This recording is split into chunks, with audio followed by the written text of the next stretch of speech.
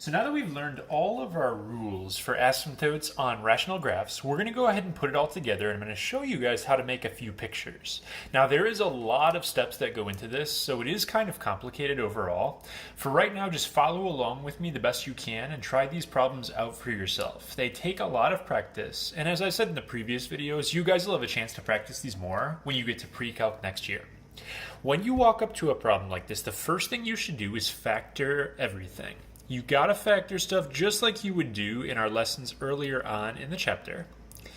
So my top part, I can pull out a GCF of 2x, and on the bottom I can do magic numbers. Skipping the work on that, I'll get x minus 3, x plus 1.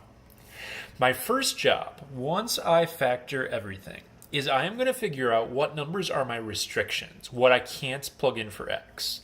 Those are going to be x equals 3 and x equals negative 1. Those are called the points of discontinuity. Points of discontinuity are the bad x's that you're not allowed to use. So you look at your bottom and you figure out what those restrictions are. Those are the points of discontinuity. Once you have all of your points of discontinuity, these right here will also go either as a vertical asymptotes or a hole. So I'm going to use these two answers again and put them in these spots. If it cancels out, a factor cancels out. So if I look at this, my x minus 3 is going to cancel with my x minus 3 right there. If it cancels out, there will be a hole in the graph at that value. So x equals 3 is a hole because my x minus 3 canceled. The x plus 1 did not cancel out. That means the point of discontinuity right there is going to be a full-on vertical asymptotes. So that is how I split up my answers there. It's possible they both can be vertical asymptotes, they both can be holes. It just depends on what's going on. So that's phase 1. Phase 2, coming from the second video, is talking about a horizontal asymptotes. And what I'm going to do is check out the highest power, top and bottom. I have x squared and x squared. That means they tie in power. If they tie in power, I break the tie by looking at the leading coefficients. I have a 2 divided by a 1, meaning that my graph is going to go flat at y equals 2. When the powers are the same, you divide your leading coefficients. These last parts right here weren't explicitly in your last videos, but x-intercepts are where the y equals 0. So if you think about y equaling 0, my problem is getting a little messy here with lots going on. How could I get an answer of 0 from a fraction problem? The only way I can get out an answer of 0 on a fraction problem is if the top of my fraction is equal to 0. So what I need to do for my my x-intercepts, because y is 0, is I need to look at what would make my top equal 0. So those are going to be the answers. X equals 0 and x equals 3 would have been an x-intercept, but that's actually going to cancel out, so that won't work for me. I can't do 3. So to recap for x-intercepts, with the x-intercepts, what you're trying to do is you're trying to figure out where the top equals 0. That tells you what x's will be x-intercepts. And finally, the y-intercepts, I'm going to put a 0 everywhere in for x, and then I would just do math on this. So if I plug in just a bunch of zeros right here, I can do the top and the bottom separately. You end up getting 0 for the y-intercept. So the y-intercept is the same as the x-intercept. It's going to be 0, 0. So once you get all of that info, we're going to transfer it to our picture. I need a vertical asymptotes at x equals negative 1. So I draw that in. I need a horizontal asymptote at y equals 2. So I draw that in. Points that I have an x-intercept at 0, 0, and same thing as a y-intercept. So this point right here has to be on the graph. And from there, what I need to do is just plug in other points, other values for x, and figure out what you get. You can do this on the calculator, which you guys probably don't have at home right now. If you type an equation in the calculator, make sure you do a parenthesis for the top and for the bottom before you type it in.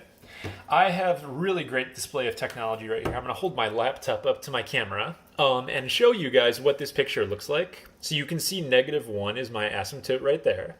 And then +2 is also going to be my horizontal asymptote right there. But it's a good idea to graph it online. This is desmos.com, great website that you can do it on, or just use a calculator.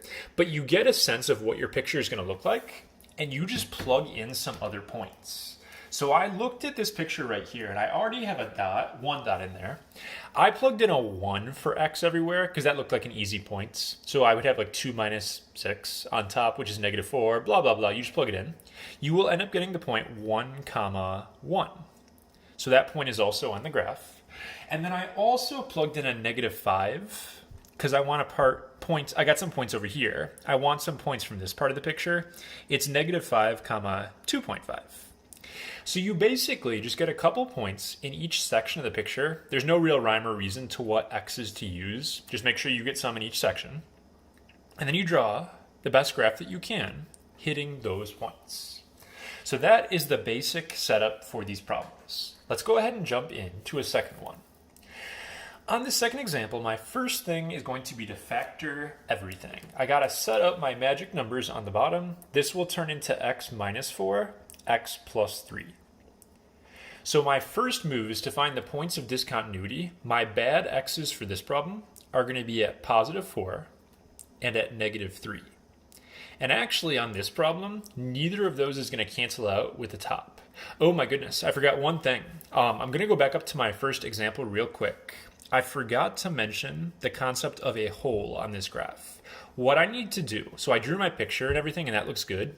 I go to wherever the x is a 3, and I go to that spot on the graph. What you need to do is put in a little open circle wherever the graph is at for the +3, because that value was a hole in the picture. So make sure you adjust that in your first problem. So anyway, back on my second example here, neither of these values is going to be a hole because neither one cancels out. So I don't have any holes for this graph. I do have a vertical asymptote, 2 of them actually, at 4 and at -3. So these numbers right here are either vertical asymptotes or holes. Next up is a horizontal asymptote, and the power on the bottom is bigger. Last time I had to divide the leading coefficients because they were the same power. If the bottom is bigger, the asymptote is always going to be at y equals 0. Your graph levels out at 0. To find x-intercepts, I put 0 for y, and if this is a 0 over here, that's going to mean my top. What makes my top equal 0? That's going to be 5. So 5, 0 is an x-intercept. And for a y-intercept, I would just put zeros for all of the x's. And that's going to be a decimal for this one. If I do my y-intercept, it's like a 0.4 that I'm going to get, 0.417-ish. So that's going to be my little stats right here. Once you get all this stuff, we're going to toss it in the picture, and then we're going to try to graph it. So I need to go to +4 on the on the x. So I got x equals 4. I got -3.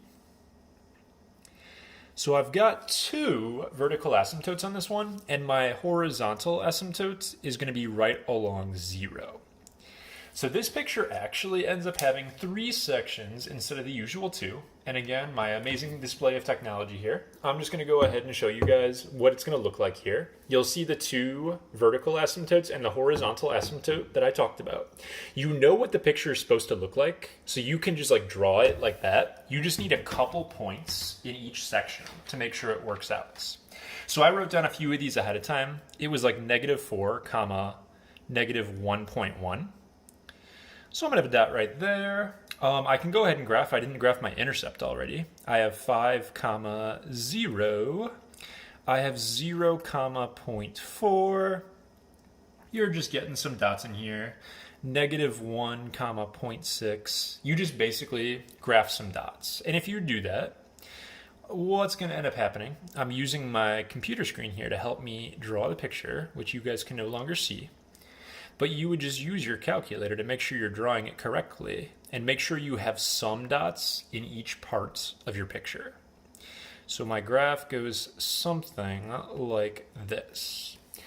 One more comment on this one. For the X-Intercepts, I hit 5, 0. Remember I talked about in the last video, you can actually have a point on a horizontal asymptote. I'm on my asymptote right there at 5, 0, and the graph goes like a tiny bit above and just goes flat again along it. So you can have a point that is on the horizontal asymptotes. Final graph of the video here. And for this one, I'm going to go ahead, and it's already factored for us, which is nice. Points of discontinuity, jumping right in. We're going to have x equals -4, and we're going to have x equals -2. Those are my bad x's. My vertical asymptotes, I have to look and see what's not going to cancel. I can cancel one of these x plus 4s with one up top, and that is going to make x equals -4 a hole in the picture. The x plus 2 does not cancel, so I'm going to have a vertical asymptote at x equals -2. And when I do my horizontal asymptote, I look at which power is bigger. If I were to FOIL this guy out, this is x squared. This is going to be something with x to the third. If I FOIL it 3 times, top is bigger, which means my graph does not have a horizontal asymptote at all. It just is going to keep on growing. So I have no horizontal asymptote. My x-intercept would be where the top is 0. Technically, it's going to be -4, but that's going to be an open circle hole on my graph, so I will not actually put a dot there. It'll be an open circle at -4, 0. Lastly, the y-intercept. If I put a 0 for x, that's going to be just 4 to the third, which is 64. And then my bottom is going to say 4 times 2, which is 8. You're going to get 8 out if you plug it in. You just do math and plug it in. So let's graph this stuff and finish this off. I'm going to go to -2, vertical asymptotes. I'm going to look and see no horizontal asymptote, so I can't do that. I got to have a hole at -4, and actually because I know that's going to be an x-intercept, I'm going to go ahead and put an open circle at -4 right now, so I don't accidentally screw that up like the last time. And if I look at a picture right here, I got to graph 0, 8, but I'll show you guys the picture. It's a crazy looking graph with a diagonal asymptote on this one like that, but there's also your vertical asymptote right there. I just need to get a couple points to be able to draw this picture. So you really just use your calculator or computer to help you guide the pieces of the graph. So if I get 0, 8 graphed, I also did the point 2, 9 was on the picture. So I'm going to graph that. And then I also had -1, 9. I'm basically just picking a few points right here. You guys could very much do the same.